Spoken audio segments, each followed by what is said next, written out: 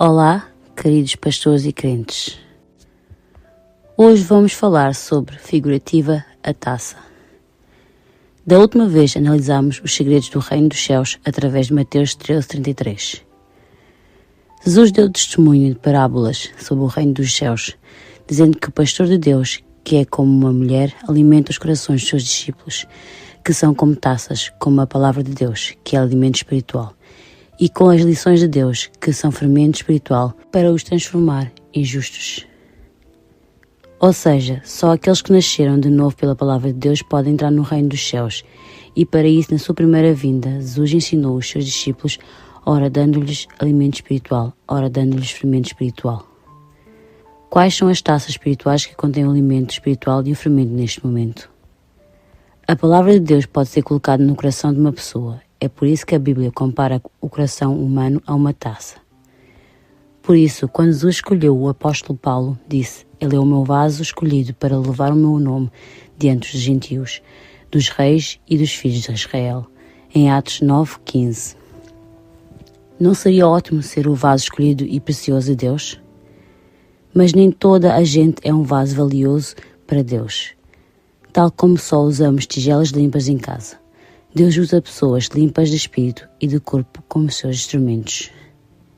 Em resposta, 2 Timóteo 2:20-22 diz que no reino de Deus há crentes que são como vasos preciosos e há crentes que são como vasos humildes. A diferença, disse ele, era se tinham purificado os seus corações com a palavra de Deus ou se estavam a viver os seus desejos enquanto professavam a fé em Jesus. Por isso, se amamos verdadeiramente a Deus e acreditamos em Jesus, devemos ouvir e guardar as palavras da Bíblia. Deus não reconheceu os judeus que acreditaram muito e deram muito a Deus na primeira vinda. Porque, embora afirmassem acreditar em Deus, não acreditavam no Filho que Deus enviou.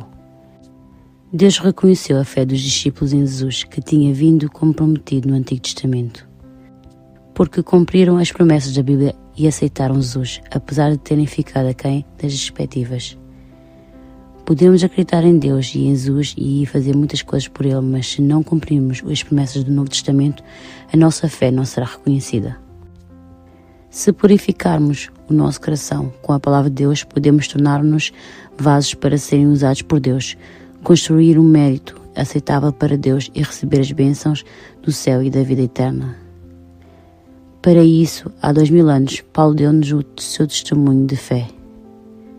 Nesta sessão, ouviremos o testemunho de fé do apóstolo Paulo, baseado nas suas palavras nos livros de Atos e Filipenses, e esperamos que, tal como ele, também nós possamos ser um vaso de valor para Deus. Paulo era um pastor fariseu da tribo de Benjamim. Era o aprendiz de Gamaliel, o famoso rabino do seu tempo, e um homem que guardava a lei na perfeição, desde tenra idade. Assim, antes de aceitar a Igreja de Jesus, Paulo era um jovem pastor judeu com um futuro promissor no judaísmo. Foi ele que condenou Jesus como herege por se ter desviado das doutrinas do judaísmo e por ter dado testemunho da palavra revelada no Antigo Testamento em vez da lei. No seu zelo, perseguiu e matou os discípulos de Jesus. Pensou que Deus ficaria satisfeito com ele, apesar de estar a fazer coisas tão más. Era um escrupuloso, observador da lei, mas ignorante das profecias do Antigo Testamento e do seu cumprimento. Acreditava que Jesus era um herege furioso e que matar os seus discípulos purificaria a heresia. Um dia, quando Paulo ia a caminho de Damasco para apanhar os discípulos de Jesus, tornou-se crente em Jesus e passou cerca de 3 anos na Arábia a aprender a palavra de Deus, apercebendo-se de que o estava a fazer não era a obra de Deus, mas estava a ajudar Satanás. Quando as pessoas se apercebem que fizeram algo de errado, arranjam desculpas, dizem que não conseguiram evitar, negam a sua culpa e lutam para aceitar os seus erros. Mas Paulo abraçou tudo isto e confessou que a sua luta emocional na altura era, nas palavras da Gálatas 2:20, fui crucificado com Cristo e já não sou eu que vivo, mas é Cristo que vive em mim. É uma confissão de que reconhecer e arrepender-se dos seus erros é o mesmo que o sofrimento de Jesus na cruz e que agora vai retribuir a graça de Deus e de Jesus por tê-lo perdoado e prometer viver de acordo com as palavras de Jesus para evitar cometer os mesmos pecados. A confissão do apóstolo Paulo deve ser a nossa confissão de fé. Também nós somos culpados de pecar sem saber, porque acreditamos em Deus e em Jesus, mas não conhecemos a palavra. Se formos culpados de pecados inconscientes, tais como pensar que não precisamos de conhecer a Bíblia, viver as nossas luxúrias, em vez de procurar o reino de Deus e a justiça, como o resto do mundo, ou dar falso testemunho inconscientemente ou interpretar a Bíblia de forma arbitrária, temos de o admitir. Deus oferece o perdão dos pecados através do sangue de Jesus àqueles que confessam os seus pecados e alimenta-nos na palavra de Deus para que não cometamos os mesmos pecados. É disso que trata Mateus 13:33. Por isso, para nascermos de novo como pessoas do reino dos céus, temos de esvaziar a nossa mente de qualquer conhecimento falso da Bíblia ou de ideias pecaminosas que possamos ter tido anteriormente. E deve conter a mais preciosa e valiosa palavra revelada de Deus. No mundo, se quisermos colocar outra coisa numa tigela que já tenha comida, esvaziamos a antiga antes de colocar a nova, nunca o junto com o anterior. O mesmo acontece com a fé. Precisamos esvaziar a nossa mente de todas as coisas. Mesmo que houvesse coisas boas em si, elas estavam manchadas pela iniquidade que havia em si, e é preciso deitá-las fora. Caso contrário, se contiver a palavra de Deus, torna-se como a árvore do conhecimento do bem e do mal. Quando nos humilhamos, Deus exalta-nos. Pelo contrário, quando nos exaltamos, Deus humilha-nos. Quando nos esvaziamos de tudo o que existia antes e nos humilhamos perante Deus, Deus coloca no nosso coração algo maior do que existia antes. Tal como uma taça é tão boa quanto aquilo que contém, assim serão as nossas vidas e os nossos valores se guardarmos as preciosas palavras e bênçãos de Deus no nosso coração. Queridos santos e pastores, não querem viver uma vida digna de ser vivida depois de nascerem? Não quer ser um filho de Deus usado por Deus para herdar o céu e a vida eterna? Para isso, o apóstolo Paulo disse que deitava fora como lixo todos os conhecimentos, ideias e ações da sua mente. Comparou a dor com o sofrimento de Jesus na cruz.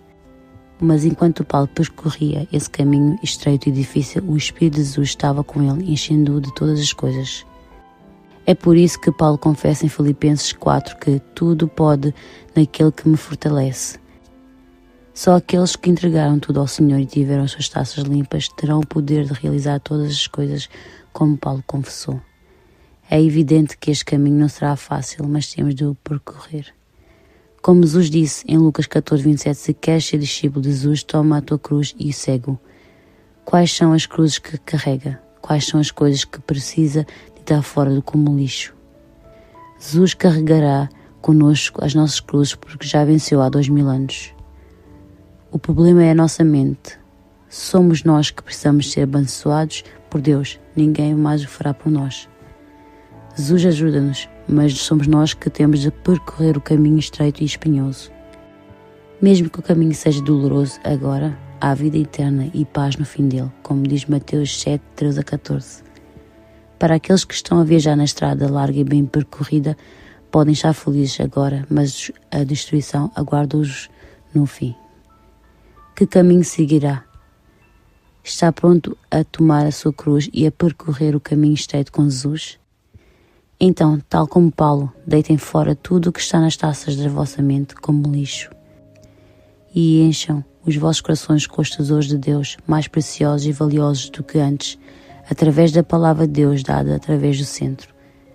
Se o fizermos, seremos um recipiente valioso para Deus. Se ler Apocalipse 15:16, há aqueles que são como juízes celestiais que se tornam os vasos de Deus para julgar o mal na segunda vinda do Senhor, e há aqueles que são julgados por Deus através deles. Que todos nós nos tornemos juízes no tribunal celestial da palavra de Deus, da lei de Deus, e sejamos as preciosas taças de Deus para conduzir muito à verdade e julgar o mal com justiça. Se ouviu o áudio de revisão, por favor deixe uma mensagem ao instrutor e ao evangelista. E não se esqueça de ouvir várias vezes para receber a graça das palavras. Obrigada.